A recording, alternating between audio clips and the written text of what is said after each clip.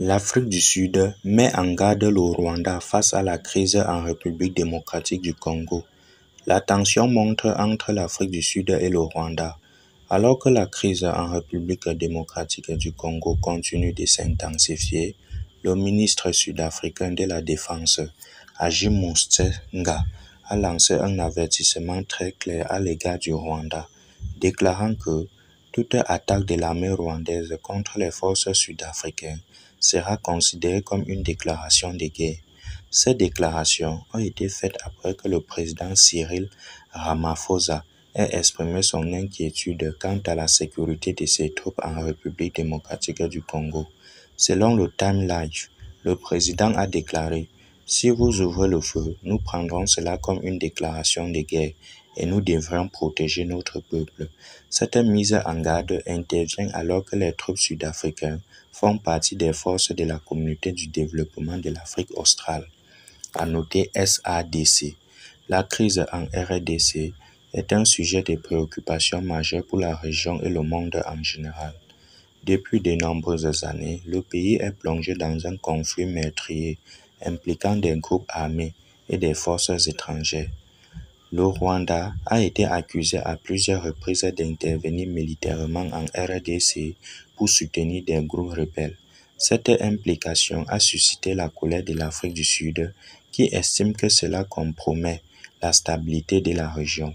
La situation en RDC est déjà complexe, avec plusieurs groupes armés se disputant le contrôle des ressources naturelles du pays. L'intervention d'autres pays ne fait qu'aggraver la situation et complique les efforts visant à trouver une solution pacifique face aux tensions croissantes entre l'Afrique du Sud et le Rwanda. La communauté internationale appelle à la retenue de toutes les parties impliquées. L'appel à la retenue est plus que jamais nécessaire alors que la RDC se prépare pour des élections clés prévues pour décembre prochain. Le processus électoral a déjà été marqué par des violences et des affrontements entre les partisans des différents candidats. Il est crucial que les pays voisins de la RDC soutiennent un processus électoral pacifique et n'interfèrent pas dans les affaires intérieures du pays.